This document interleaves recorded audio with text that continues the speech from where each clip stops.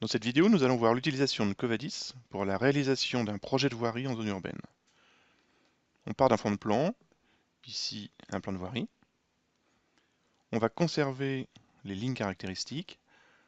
On va s'appuyer sur les lignes de bâti et sur les polylignes qui représentent les bords de chaussée. On va réaliser un projet linéaire de façon classique. On commence par créer l'axe en plan. Ensuite, on vient tabuler cet axe. On va aller dessiner le profil en long terrain naturel sur lequel on va créer la courbe projet. Ensuite, on va appliquer des profils en travers type. Ici, un profil en travers avec chaussée, caniveau, bordure, trottoir. Et on va définir des contrôles. On veut vérifier que la pente de trottoir est bien comprise entre 1 et 2,5%. Il s'agit ici d'un contrôle.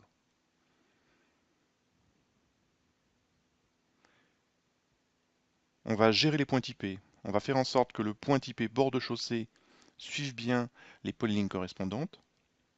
De la même façon, le point typé trottoir doit suivre les lignes de bâti, qu'on peut aller sélectionner en cliquant sur chacune des lignes ou par calque.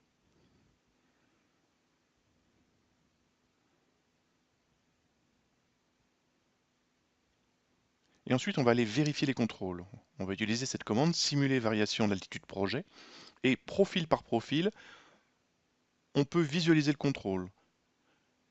Quand c'est en noir, c'est que la pente est bien comprise dans la plage de contrôle.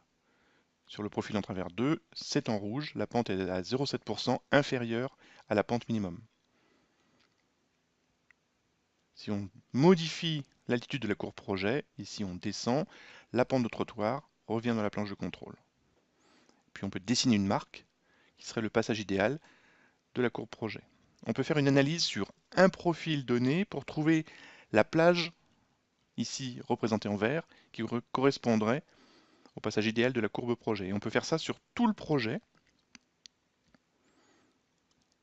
en faisant une analyse, tabulation par tabulation. Covadis va nous représenter en vert les zones de passage pour respecter le contrôle.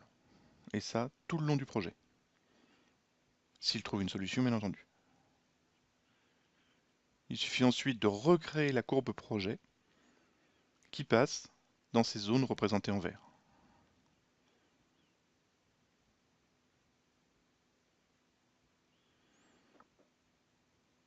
On recrée ici la courbe projet. Il faudra aussi vérifier, bien entendu, la pente longitudinale de cette courbe projet. Mais ici, comme on est passé par chacune des zones idéales, on va s'apercevoir que pour l'ensemble des profils, le contrôle est bien respecté. Les pentes de trottoir sont bien comprises entre 1 et 2,5%.